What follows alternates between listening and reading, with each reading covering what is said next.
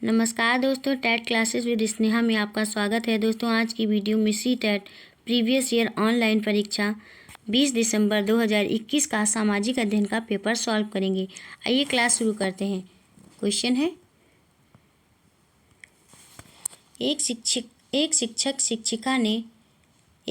या शिक्षिका ने अपनी कक्षा के कुछ विद्यार्थियों को एक छोटे मानव निर्मित सौर मंडल में परिवर्तित कर दिया। अगर श्याम, सुल्ताना और नैन्सी की लगभग समान लंबाई और वजन है तो वे प्रतिनिधित्व करते हैं। किसका प्रतिनिधित्व करते हैं दोस्तों? कौन सा ऑप्शन से होगा? फर्स्ट ऑप्शन से हो जाएगा मंगल, शुक्र और बुध का। बुध, शुक्र, मंगल एक और पृथ्वी को पार्थिव ग्रह कहा जाता है क्योंकि यह पृथ्वी के सदृश होते हैं। ये सूर्य और क्षुद्र ग्रहों की पट्टी के बीच स्थित होते हैं, इसलिए इसे आंतरिक या भीतरी ग्रह भी कहते हैं। नेक्स्ट क्वेश्चन है, ग्लोब के प्रदीप्त वृत्त के संबंध में कथन ए और बी पर विचार कीजिए और सही विकल्प का चयन कीजिए। ए है, यह ग्लोब पर दिन और रात को विभाजित करता है। बी है, यह वृत्त अक्ष के साथ मिलता है।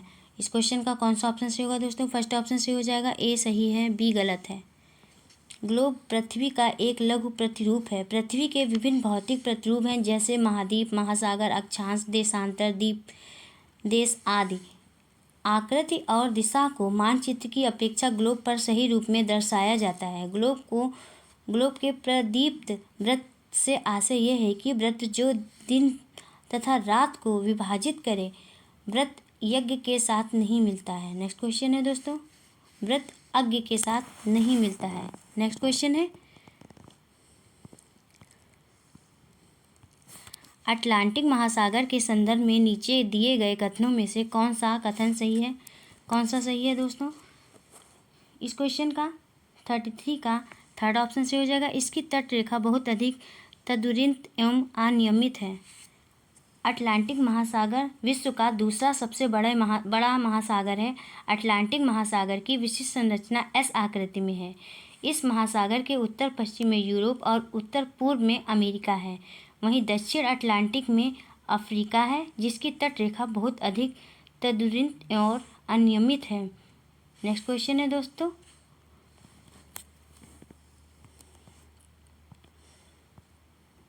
मानचित्र में प्रयोग होने वाले रूढ़ प्रतीक होते हैं।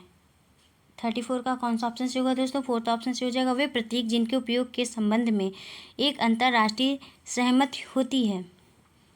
मानचित्र पृथ्वी की सतह या उसके भाग को पैमाने के माध्यम से चपटी सतह पर खींचा गया चित्र होता है। मानचित्र के 3 घटक होते हैं, दूरी, दिशा और प्रतीक। नेक्स्ट क्वेश्चन है दोस्तों,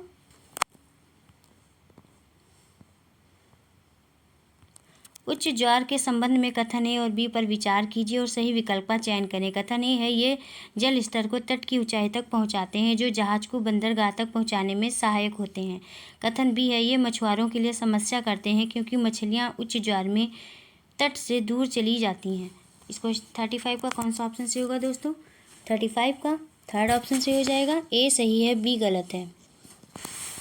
चंद्रमा और सूर्य के आकर्षण के कारण दिन में 1 या 2 बार समुद्र तल के निकटकालीन उठने या गिरने को ज्वार भाटा कहा जाता है। ज्वार भाटा नौ संचालकों और मछुआरों को उनके कार्य संबंधी योजनाओं में मदद करता है। ज्वारी तरंगों द्वारा मछलियां तटों पर आ जाती हैं, इसलिए मत्स्य उद्योग में वृद्धि होती है। नेक्स्ट क्वेश्चन है, वायु दाब के संदर्भ में नीचे दिए गए कथनों में से कौन सा सही है? कौन सा सही है दोस्तों? 36 का फोर्थ ऑप्शन से हो जाएगा। निम्न दाब बादल युक्त आकाश और एवं नम मौसम के साथ जुड़ा है और उच्च दाब स्पष्ट एवं स्वच्छ आकाश से जुड़ा है। वायु सदैव उच्च वायु दाब से निम्न दाब क्षेत्र में गमन करती है। भूमध्य रेखा पर वर्ष भर सूर्य की किरणें लंबवत पड़ने के कारण तापमान अधिक रहता है। इस क्षेत्र से हवा गर्म होकर ऊपर उठती है और फैलती है, जबकि ठंडी वायु उच्च वायु दाब क्षेत्र बनाती है। कम तापमान वाले क्षेत्रों में वायु ठंडी होकर नीचे उतरती है। इस तरह निम्न दाब बादल युक्त आकाश और नम मौसम के साथ जुड़ा है और उच्च दाब स्पष्ट एवं स्वच्छ आकाश से जुड़ा है। नेक्स्ट क्वेश्चन है, 37 क्वेश्चन, अमेजन बेसिन में पाए जाने वाले ब्रोमीलाइड क्या है क्वेश्चन। 37 का कौन सा ऑप्शन से होगा दोस्तों, कौन सा ऑप्शन से होगा। 37 का थर्ड ऑप्शन से हो जाएगा, पौधे जो अपना पत्तियों में जल को संचित रखते हैं। अमेजन बेसिन में पाए जाने वाले ब्रोमीलाइड पौधा है जो अपनी पत्तियों में जल को संचित रखते हैं। अमेजन दक्षिण अमेरिका में सबसे बड़ा वन है। इस वन में 40,000 से ज़्यादा पौधों की प्रजातियां और 16,000 पेड़ों की प्रजातियां पाई जाती हैं, जिसमें ब्रोमीलाइड भी एक पौधा है। नेक्स्ट क्वेश्चन है 38 क्वेश्चन, स्टैक निम्न में से किसकी अपर्दन विशेषता है। किसकी अपर्दन विशेषता है दोस्तों। थर्ड ऑप्शन से हो जाएगा, समुद्री तरंग। स्टैक समुद्री तरंग के अपर्दन की विशेषता है। समुद्री तट पर कई प्रकार के अपर्दन की प्रक्रियाएं चलती हैं, जैसे भृंग, वेदिकाएं, कंदराएं और स्टैक। समुद्री मैदान स्टैक की प्रक्रिया द्वारा ही बनता है। नेक्स्ट क्वेश्चन है, सुनामी तरंगों के संबंध में कथन ए और बी पर विचार कीजिए और सही विकल्प का चयन कीजिए। कथन ए है, ज्वालामुखी उद्गार कभी सुनामी तरंगों को उत्पन्न नहीं कर सकता है। कथन बी है, सुनामी आने का प्रथम संकेत तटीय क्षेत्र से जल में तेजी से कमी आना और फिर विनाशकारी तरंगों का उठना होता है। इस क्वेश्चन का कौन सा ऑप्शन से होगा दोस्तों। 39 का सेकेंड ऑप्शन से हो जाएगा। ए गलत है, बी सही है। सुनामी समुद्र के नीचे भूकंप तथा ज्वालामुखी के कारण उठने वाली एक बहुत बड़ी और शक्तिशाली लहर है। ऐसे महासागरीय क्षेत्र जो प्लेटों के सीमांत भागों पर स्थित हैं, वहां से सुनामी लहर पैदा होती है।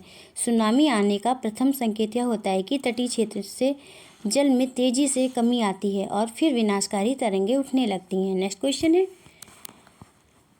40 क्वेश्चन है, नीचे दिए गए लक्षणों ए और बी के आधार पर वायुमंडल की परत को पहचानिए।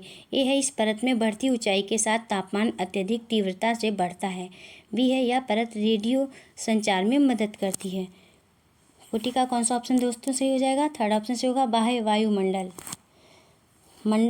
मध्यमंडल से ऊपरी वायुमंडल के भाग को तापमंडल और बृहद वायुमंडल कहते हैं, जिसमें बढ़ती ऊंचाई के साथ साथ तापमान में तीव्र गति से वृद्धि होती है। इस मंडल में विद्युत आवेशित कणों की प्रधानता होती है, इसलिए आयन मंडल रेडियो संचार व्यवस्था को सुगम बनाने में मदद करती है। नेक्स्ट क्वेश्चन है 41 क्वेश्चन, निम्नलिखित में से किनको सतत पोषणीय विकास के सिद्धांत में शामिल किया जाना चाहिए। ए है, पृथ्वी की जीवन शक्ति और विविधता का संरक्षण करना। बी है, पर्यावरण के प्रति व्यक्तिगत व्यवहार और अभ्यास में परिवर्तन लाना। सी है, प्राकृतिक संसाधनों के उपयोग को बंद करना। डी है, मानव जीवन की गुणवत्ता को बढ़ाना। 41 का कौन सा ऑप्शन सही होगा दोस्तों। फोर्थ ऑप्शन सही हो जाएगा, ए, बी और डी। नेक्स्ट क्वेश्चन है 42 क्वेश्चन है, खनिज के संदर्भ में निम्नलिखित में से कौन से कथन सही हैं। ए है, खनिज बिना किसी मानवीय हस्तक्षेप के प्राकृतिक प्रक्रियाओं द्वारा निर्मित होते हैं। बी है, अभ्रक और क्रोमाइट अलौह खनिज हैं।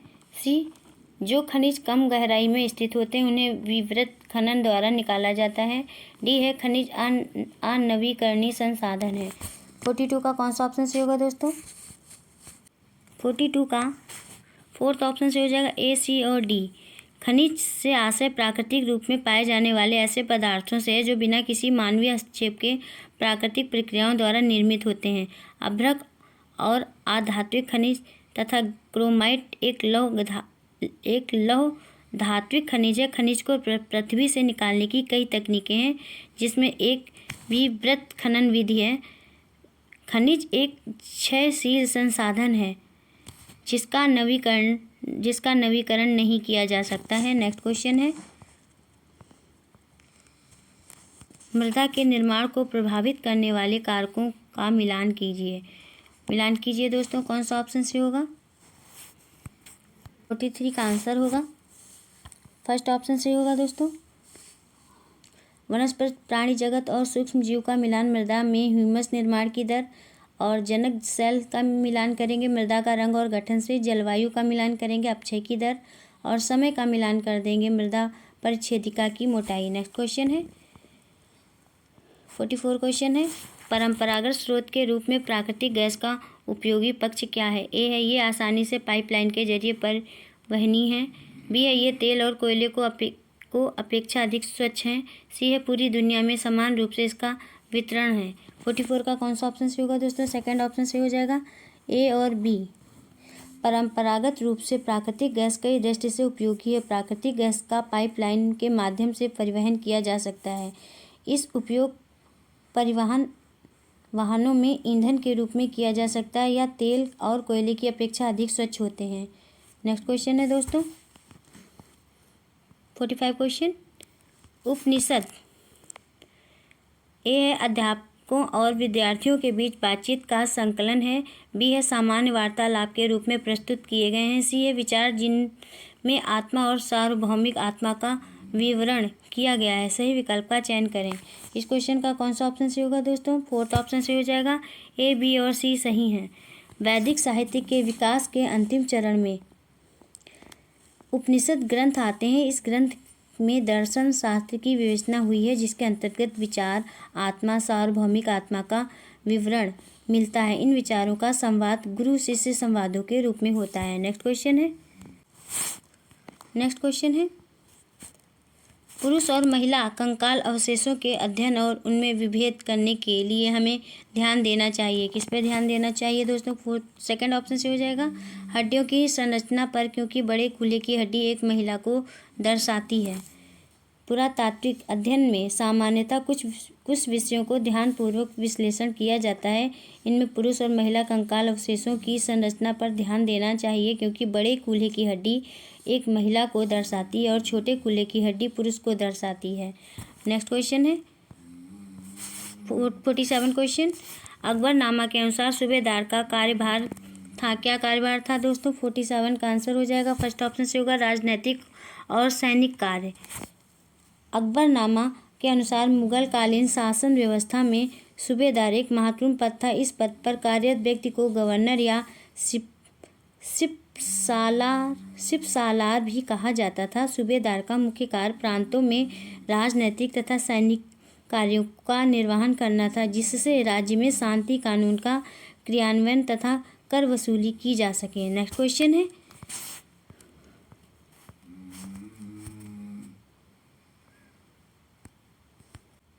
48 क्वेश्चन है, बंगाली एक क्षेत्रीय भाषा के रूप में विकसित होने के कारक हैं।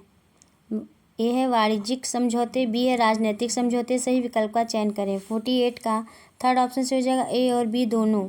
बंगाली एक क्षेत्रीय भाषा है जिसके विकसित होने के कई कारण हैं। भारत में हर क्षेत्रीय भाषा का उदय संस्कृत भाषा में हुआ है। मगध साम्राज्य के उदय के बाद गंगा घाटी के वाणिज्यिक और राजनीतिक विस्तार से क्षेत्रीय भाषा के उदय को प्रेरित किया गया है। नेक्स्ट क्वेश्चन है दोस्तों, नेक्स्ट क्वेश्चन है, महाराष्ट्र के संत कवियों ने विरोध किया। यह सभी प्रकार के कर्मकांडों का, बी जन्म पर आधारित सामाजिक अंतरों का, सी है परिवार के साथ रहने के विचार का। सही विकल्प का चयन करें। कौन सा विकल्प सही होगा दोस्तों? 49 का फर्स्ट विकल्प सही हो जाएगा, ए और बी सही हैं। भारत में भक्ति आंदोलन का उदय 6वीं शताब्दी के दक्षिण भारत में हुआ था। इस आंदोलन का विस्तार 13वीं सदी से लेकर 7वीं सदी तक महाराष्ट्र के क्षेत्र में होता है, जिसके परिणाम स्वरूप महाराष्ट्र में कई महत्वपूर्ण संत हुए, जैसे ज्ञानेश्वर, नामदेव, तुकाराम, एकराम, सखुबाई। इन कवियों ने सभी प्रकार के कर्मकांडों, जन्म आधारित अंतरों का विरोध किया था। साथ ही संन्यास की अवधारणा का भी विरोध करते हुए कहा कि परिवार में रहते हुए ईश्वर की भक्ति की जा सकती है। ये कहा था कबीरदास जी ने। नेक्स्ट क्वेश्चन है दोस्तों,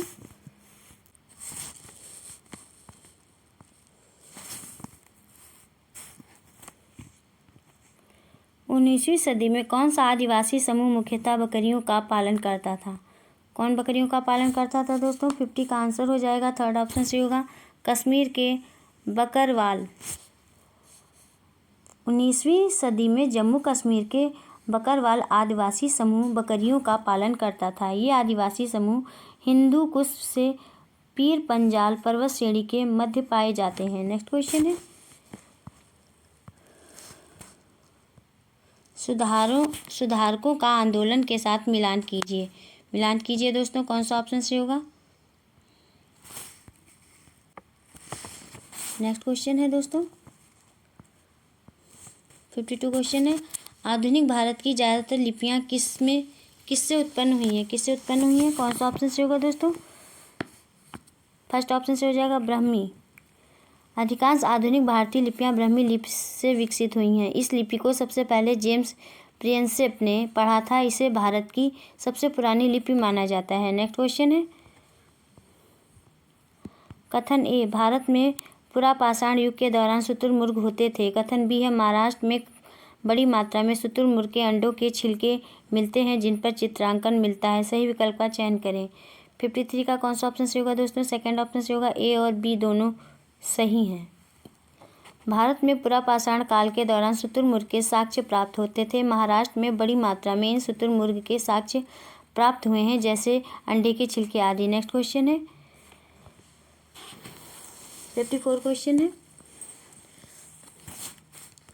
देश का उसके उपनिवेश के साथ मिलान करें। मिलान करें दोस्तों, कौन सा ऑप्शन सही होगा?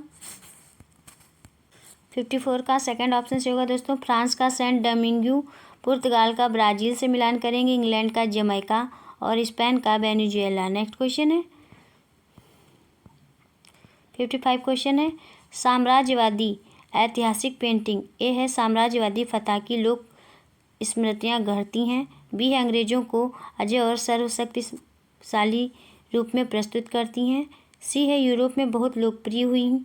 डी है, भारत को पूरी प्रामाणिकता के साथ दर्शाती हैं। सही विकल्प का चयन करें।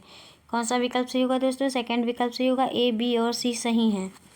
साम्राज्यवादी ऐतिहासिक पेंटिंग का बल अपने उपनिवेश में विजय की लोक स्मृतियों को गढ़ना और अपने वर्चस्व को अजय और सर्वशक्तिशाली के रूप में प्रस्तुत करना। जैसे भारत में ब्रिटिश विजय को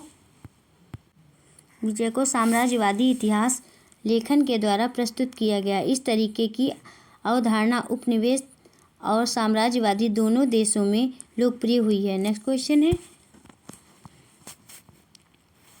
आईने अकबरी के बारे में निम्नलिखित कथनों को पढ़ें। ए है, यह अकबरनामा का दूसरा भाग है। बी, यह अकबर के शासनकाल की घटनाओं का विवरण देती है। सी, यह लोगों की परंपराओं और संस्कृति का विवरण देती है। डी, यह बहुत सारी चीज़ों का सांख्यिकीय विवरण देती है। सही विकल्प का चयन करें। इस क्वेश्चन का थर्ड ऑप्शन से होगा दोस्तों, सी और डी सही हैं। 16वीं सदी में मुगल शासक अकबर के दरबारी इतिहासकार अबुल फजल के द्वारा आईने अकबरी को लिखा गया था। अबुल फजल ने अकबरनामा को 3 भागों में लिखा है, जिसमें तीसरे भाग को आईने अकबरी कहते हैं। इस ग्रंथ में अकबर के शासनकाल की घटनाओं का विवरण मिलता है। लोगों की संस्कृति परंपराओं का भी वर्णन मिलता है इसमें। नेक्स्ट क्वेश्चन है 57 क्वेश्चन, प्राचीनतम लघु चित्रकला किस पर बनाए जाते थे? ए है, पात्र पर। बी है, ताड़पत्र पर। सी है, कागज। सी है, लकड़ी की तख्ती। डी है, लकड़ी की तख्ती। सही विकल्प का चयन करें। 57 का कौन सा ऑप्शन सही होगा दोस्तों? फोर्थ ऑप्शन सही हो जाएगा। ए, सी और डी सही हैं। प्राचीनतम लघु चित्रकला ताड़पत्र, कागज तथा लकड़ी के तख्ती पर बनाए जाते थे। नेक्स्ट क्वेश्चन है, 7 वर्ष पहले केरल की विविधता और यहाँ के मुस्लिम समुदाय के जीवन के बारे में निम्नलिखित में से कौन से यात्री ने लिखा था? कौन से यात्री ने लिखा था दोस्तों? सेकंड ऑप्शन से होगा, इब्न बतूता।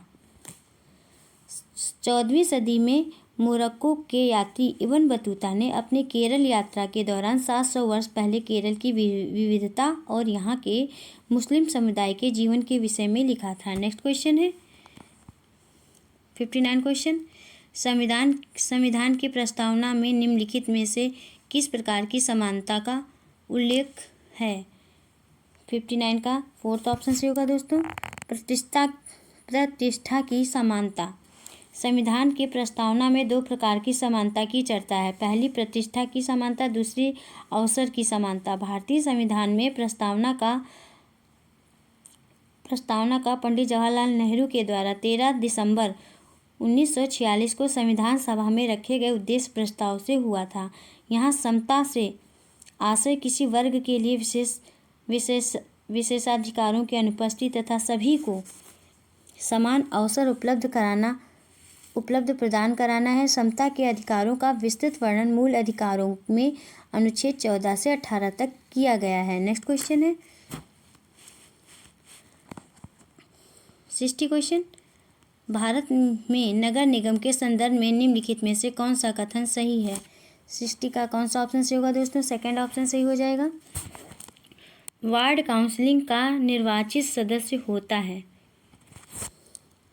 भारत में नगर निगम का पार्षद पद एक निर्वाचित पद होता है। इसमें जनता द्वारा प्रत्यक्ष रूप से निर्वाचित पद को पार्षद कहते हैं। नगर निगम का आयुक्त परिषद और स्थायी समितियों द्वारा लिए गए निर्णयों को लागू करता है। नेक्स्ट क्वेश्चन है भारत में महिला रोजगार को प्रोत्साहित करने के लिए कानून है जिनके तहत यह अनिवार्य है कि जिस संस्था में 30 से अधिक महिला कर्मचारी काम करती हैं वहाँ टेस्ट में क्या फिल करेंगे दोस्तों? होना चाहिए। 61 का फर्स्ट ऑप्शन से होगा दोस्तों, शिशु सदन होना चाहिए। नेक्स्ट क्वेश्चन है रोजा पार्क द्वारा बस में अपनी सीट देने से मना करना संयुक्त राष्ट्र अमेरिका के किस आंदोलन का शुरुआती बिंदु बना? इस क्वेश्चन 62 का कौन सा ऑप्शन से होगा दोस्तों? थर्ड ऑप्शन से होगा नागरिक अधिकार आंदोलन।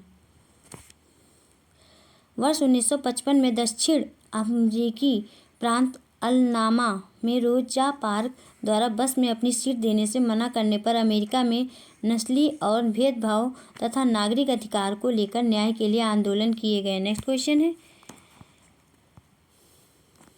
मीडिया के संदर्भ में एजेंडा तैयार करने से क्या अभिप्राय है? क्या अभिप्राय है दोस्तों? 63 का फोर्थ ऑप्शन सही हो जाएगा। मीडिया द्वारा मुद्दों को चिन्हित करना और उन्हें जनता तक पहुंचाना।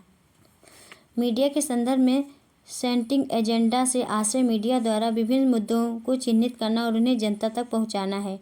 इस अवधारणा की परिकल्पना सर्वप्रथम वर्ष 1972 में अमेरिकी राष्ट्रपति के चुनाव के संदर्भ में मैक्सवेल ई मैकाब और डोनाल्ड एल्सा ने किया था। नेक्स्ट क्वेश्चन है 64 क्वेश्चन।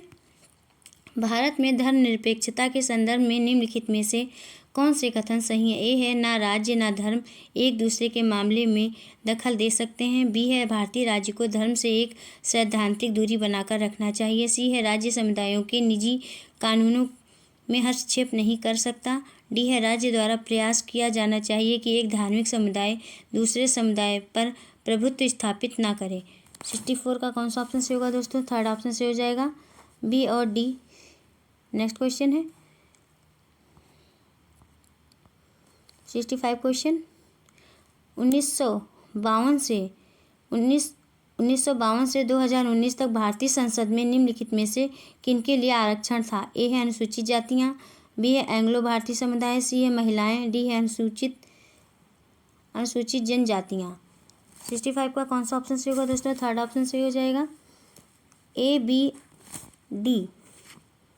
भारतीय संविधान के प्रावधान के तहत 1952 से 1919 तक अनुसूचित जाति तथा अनुसूचित जनजाति एंग्लो भारतीय समुदायों के लिए आरक्षण का प्रावधान था। वर्ष 2019 में 126वें संविधान संशोधन के द्वारा आंग्ल भारतीय आरक्षण के प्रावधान के समापन को समाप्त करने का निर्णय लिया गया। नेक्स्ट क्वेश्चन है federal court of India dash में क्या फिल करेंगे दोस्तों? का पूर्ववर्ती है। किसका पूर्ववर्ती है? 66 का फर्स्ट ऑप्शन से हो जाएगा, सर्वोच्च न्यायालय। ब्रिटिश भारत में यहाँ की सर्वोच्च न्यायिक संस्था फेडरल कोर्ट ऑफ इंडिया थी। इस संस्था को सुप्रीम कोर्ट की पूर्ववर्ती संस्था माना जाता है। नेक्स्ट क्वेश्चन है भारतीय संविधान के अनुच्छेद 39A के तहत राज्य का यह कर्तव्य है कि वह अपने नागरिकों को डैश में क्या फिल करेंगे दोस्तों? उपलब्ध कराए। 67 का कौन सा ऑप्शन से होगा दोस्तों? सेकंड ऑप्शन से हो जाएगा, कानूनी सहायता। संविधान के भाग 4 के उल्लेख नीति निर्देश तत्व का प्रावधान 36 से 51 तक किया गया है। अनुच्छेद 39A के तहत राज्य का यह कर्तव्य है कि वह अपने नागरिकों को निःशुल्क कानूनी सहायता उपलब्ध कराएं। 42वें संविधान संशोधन अधिनियम 1976 के तहत 39A जोड़ा गया है। नेक्स्ट क्वेश्चन है 68 क्वेश्चन। न्यायमूर्ति राजेंद्र सच्चर कमेटी द्वारा 2005 में किस समुदाय के आर्थिक व सामाजिक हाशियाकरण का अध्ययन किया गया है? 68 का कौन सा ऑप्शन से होगा दोस्तों? थर्ड ऑप्शन से हो जाएगा मुस्लिम। वर्ष 2005 में न्यायमूर्ति राजेंद्र सच्चर की अध्यक्षता में एक समिति का गठन किया गया। इस समिति के गठन का उद्देश्य मुस्लिम समुदाय का सामाजिक, आर्थिक, शैक्षणिक और हाशियाकरण का अध्ययन करना था। नेक्स्ट क्वेश्चन है भारत में कपड़ा उद्योग के संबंध में दादन व्यवस्था से क्या तात्पर्य है? क्या तात्पर्य है दोस्तों? 69 का फर्स्ट ऑप्शन से हो जाएगा व्यापारी द्वारा बुनकर को कच्ची सामग्री उपलब्ध करवाना और उससे बुना हुआ सामान लेना। कपड़ा उद्योग के संदर्भ में पुटिंग आउट प्रणाली या दादन व्यवस्था का सर्वप्रथम अनुप्रयोग 19वीं सदी में औद्योगिक क्रांति के संदर्भ में किया गया था। इस व्यवस्था में व्यापारी द्वारा बुनकर को कच्ची सामग्री उपलब्ध करा दी जाती थी और बदले में बुना हुआ सामान प्राप्त हो जाता था। नेक्स्ट क्वेश्चन है 70 क्वेश्चन। 1994 में दक्षिण अफ्रीका में व्यवस्था बदलने से किस तरह की सरकार बनी? 70 का आंसर हो जाएगा फोर्थ ऑप्शन से होगा दोस्तों लोकतांत्रिक सरकार। 1994 में दक्षिण अफ्रीका में व्यवस्था बदलने से लोकतांत्रिक सरकार का गठन किया गया। 26 अप्रैल 1994 से दक्षिण अफ्रीका का एक नया लोकतांत्रिक देश बना तथा रंगभेद शासन व्यवस्था का समापन हुआ। नेल्सन मंडेला के नेतृत्व में सभी नस्ल के लोगों की मिलीजुली सरकार बनी। नेक्स्ट क्वेश्चन है सामाजिक विज्ञान के शिक्षण शास्त्री अब उच्च प्राथमिक स्तर पर पढ़ाते वक्त नागरिक शास्त्र शब्द का प्रयोग क्यों नहीं करते हैं? ए है नागरिक शास्त्र एक खास औपनिवेशिक अतीत से पनपा हुआ है और इसलिए इसे बदलने की ज़रूरत है। बी है इसने एक आलोचनात्मक दृष्टिकोण समाहित किया। सी है यह केवल सहकारी संस्थाओं और कार्यक्रमों का विवरण देने पर ही केंद्रित था। डी है इसने इस विषय के दायरे को संकुचित रखा था। सही विकल्प का चयन करें। बताइए दोस्तों कौन सा विकल्प सही होगा? 71 का थर्ड ऑप्शन से हो जाएगा दोस्तों केवल ए, सी तथा डी। नेक्स्ट क्वेश्चन है 72 क्वेश्चन। मस्जिद के विषय पर ऐतिहासिक कल्पना जागृत करने के लिए सबसे प्रभावी विधि होगी? कौन सी विधि होगी दोस्तों? कौन सा ऑप्शन से होगा? थर्ड ऑप्शन से हो जाएगा किसी स्थानीय मस्जिद की यात्रा आयोजित करना। मस्जिद के विषय पर ऐतिहासिक कल्पना जागृत करने के लिए सबसे प्रभावी विधि किसी स्थानीय मस्जिद की यात्रा आयोजित करनी होगी, क्योंकि प्रत्यक्ष से प्राप्त ज्ञान सुगम ढंग से मिलता है और कभी न भूलने वाला होता है, जिससे विद्यार्थियों में सामाजिक और सहयोग की भावना का विकास भी होगा। नेक्स्ट क्वेश्चन है मानचित्र, सिक्के एवं समय रेखा डैश में क्या फिल करेंगे दोस्तों? शिक्षण के लिए सबसे अधिक उपयुक्त है। 73 का थर्ड ऑप्शन से होगा दोस्तों इतिहास। मानचित्र, सिक्के एवं समय रेखा इतिहास शिक्षण के लिए सबसे अधिक उपयुक्त है। इतिहास अतीत की घटनाओं का संकलन है। इससे प्राय राजाओं, युद्धों और उनकी विजयों का इतिवृत्त है। नेक्स्ट क्वेश्चन है 74 क्वेश्चन। निम्नलिखित में से कौन सा प्राथमिक स्रोत का प्रतीक नहीं है? ए है मौसम की दैनिक जानकारियों का संग्रह। बी है भारत के आर्थिक सर्वेक्षण की समीक्षा।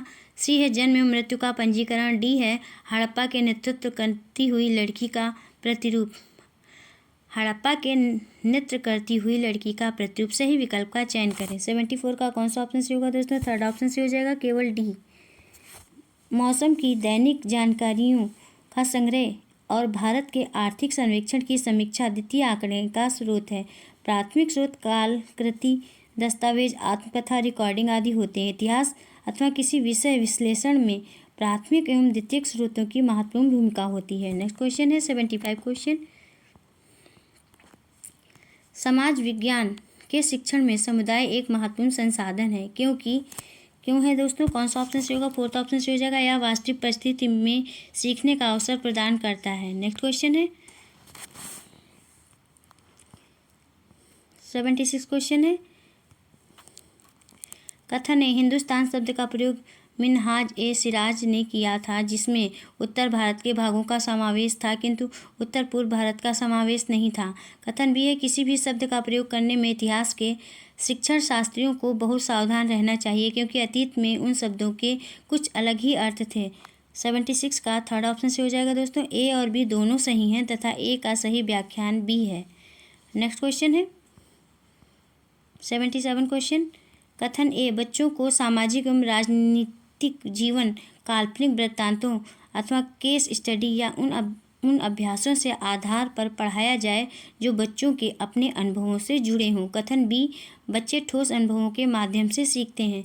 77 का कौन सा ऑप्शन से होगा दोस्तों? थर्ड ऑप्शन से हो जाएगा। ए एवं बी दोनों सही हैं तथा ए की सही व्याख्या बी है। नेक्स्ट क्वेश्चन है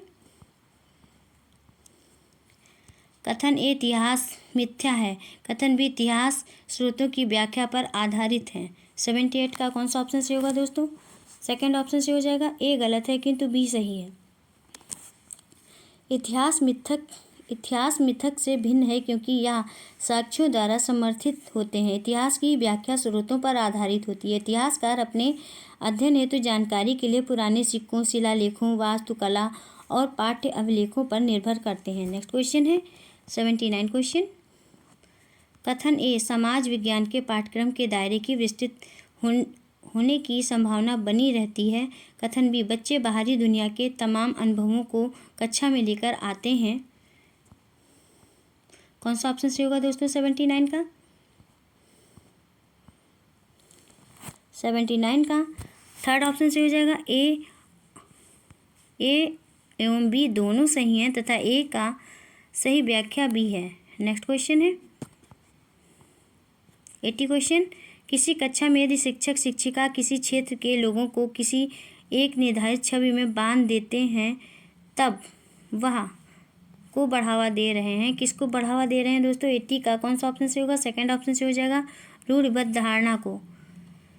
यदि किसी कक्षा में शिक्षक अथवा शिक्षिका किसी क्षेत्र के लोगों को किसी एक निर्धारित छवि में बांध देता है तब वह रूढ़िवादी धारणा को बढ़ावा दे रहा होता है। नेक्स्ट क्वेश्चन है सामाजिक विज्ञान में शैक्षणिक प्रक्रियाएं एक ऐसी ज्ञान मीमांसा पर जोर देती हैं जहां पाठ्य पुस्तक यह मुद्दों को समझने का एक विशेष रास्ता होती हैं। बी है एक बंद बक्से की तरह विकसित होती हैं। सी है अतीत की मुख्य धारा का लेखा जोखा होती हैं। डी है एक परिवर्तनात्मक दस्तावेज के रूप में बनती हैं। सही विकल्प का चयन करें। कौन सा ऑप्शन से होगा दोस्तों? सेकंड ऑप्शन से हो जाएगा। केवल ए तथा डी। सामाजिक विज्ञान में शैक्षणिक प्रक्रियाएं एक ऐसी ज्ञान मीमांसा पर जोर देती हैं जहां पाठ्य पुस्तक मुद्दों को समझने का एक विशेष राहत होती हैं, साथ ही एक परिवर्तनात्मक दस्तावेज के रूप में बनी होती हैं। नेक्स्ट क्वेश्चन है 82 क्वेश्चन। स्रोत थीम पर चर्चा करते समय एक सामाजिक विज्ञान का शिक्षक अधिगमकर्ताओं की सहभागिता को कैसे बढ़ा सकता है? ए है अभिगमकर्ताओं के जीवन से जुड़ाव से बचना। बी है स्रोतों पर और अधिक पढ़ने के लिए प्रेरित करना। सी है अपने स्वयं की व्याख्या बनाने को हतोत्साहित करना। डी है प्रश्न पूछना और सूचना के कोष में अभिवृद्धि करना। सही विकल्प का चयन करें। 82 का कौन सा विकल्प सही होगा दोस्तों? थर्ड विकल्प सही हो जाएगा। केवल बी और डी। थीम पर चर्चा करते समय एक सामाजिक विज्ञान का शिक्षक अधिगमकर्ताओं की सहभागिता को स्रोतों पर और अधिक पढ़ने के लिए प्रेरित करना, प्रश्न पूछना और सूचना के कोष में अभिवृद्धि करके बढ़ा सकता है। नेक्स्ट क्वेश्चन है कक्षा में ना ध्यान देने वाले विद्यार्थियों के प्रति सामाजिक विज्ञान के शिक्षक किस तरह का व्यवहार करेंगे? ये उन्हें और अधिक तिथि और तथ्यों को याद करने के लिए कहेंगे और उन्हें व्यस्त रखेंगे। बी है उनसे बातचीत करेंगे तथा उनकी अरुचि के कारण जानने का प्रयास करेंगे। सी है उन्हें चर्चा में आए विषयों के इर्द गिर्द अपने अनुभवों को साझा करने को प्रोत्साहित करेंगे। डी है उन्हें बहुत कठिन कार्यपत्र तथा गृह कार्य देंगे। सही विकल्प का चयन करें। बताइए दोस्तों कौन सा विकल्प सही हो जाएगा?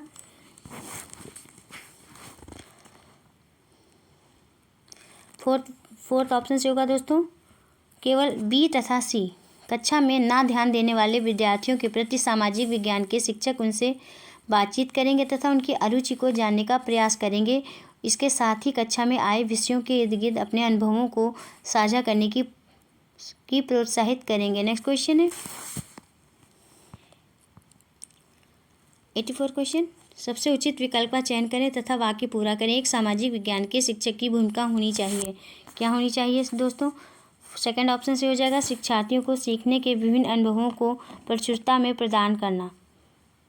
नेक्स्ट क्वेश्चन है 85 क्वेश्चन है सामाजिक विज्ञान शिक्षण शास्त्र की समसामयिक समझ अध्यापकों को निम्नलिखित सभी को करने को प्रोत्साहित करती है केवल इसको छोड़कर। किसको छोड़कर दोस्तों? कौन सा ऑप्शन से होगा? फर्स्ट ऑप्शन से हो जाएगा यदा स्थिति बनाए रखने को। सामाजिक विज्ञान शिक्षण शास्त्र की समसामयिक समझ अध्यापकों को स्रोतों की मदद से अनुमान लगाने और सत्यापन करने के अवसर उत्पन्न करना, शिक्षार्थियों में सुव्यवस्थित तर्क करने के कौशल को विकसित करना है। नेक्स्ट क्वेश्चन है दोस्तों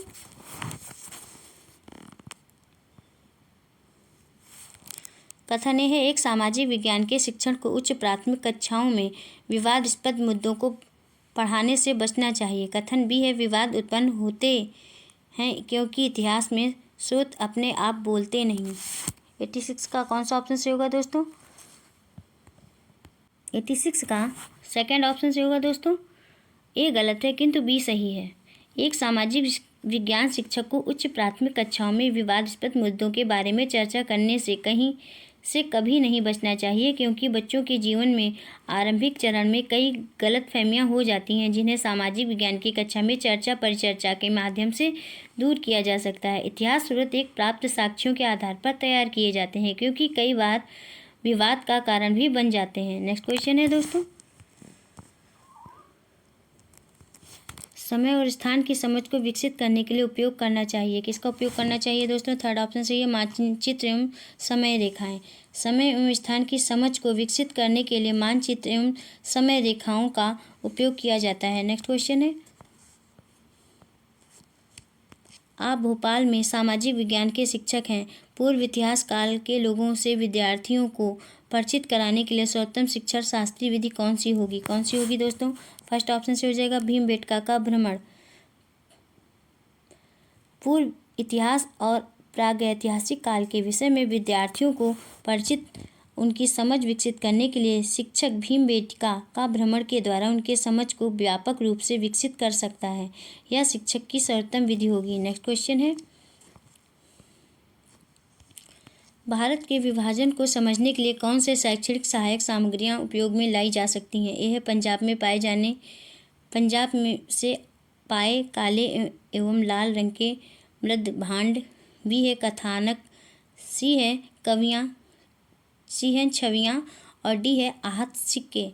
89 का थर्ड ऑप्शन से होगा दोस्तों केवल बी तथा सी। भारत के विभाजन को समझने के लिए ऐतिहासिक स्रोत सामग्रियों के रूप में कथानक एवं छवियां महत्वपूर्ण सामग्री हैं जबकि प्राचीन इतिहास के निर्माण में काले और लाल रंग के मृद भांड की महत्ता है। नेक्स्ट क्वेश्चन है एक सामाजिक विज्ञान शिक्षक या शिक्षिका का निम्नलिखित में से कौन सा लक्ष्य होना चाहिए? ए हमारे अतीत पर दृष्टिकोण का निर्माण करना। बी है तिथियों को सटीक रूप में कंठस्थ करना। सी है हमारे अतीत को गौरवशाली बनाना। डी है समुदायों के बीच केवल द्वंद्वों को इंगित करना। 90 का फर्स्ट ऑप्शन से होगा दोस्तों केवल ए। एक सामाजिक विज्ञान शिक्षक को हमारे अतीत पर एक परिप्रेक्ष्य बनाने का लक्ष्य रखना चाहिए क्योंकि सामाजिक विज्ञान का शिक्षण छात्रों को समाज को समझने और सांस्कृतिक प्रथाओं में विविधता का सम्मान करने पर केंद्रित है। बस दोस्तों आज की वीडियो में इतना ही। दोस्तों यदि आपको क्लास पसंद आई हो तो चैनल को सब्सक्राइब करिए, लाइक करिए, शेयर करिए और कमेंट्स करके बताइए क्लास कैसी रही। मिलते हैं नेक्स्ट क्लास में। Thank you for watching this video.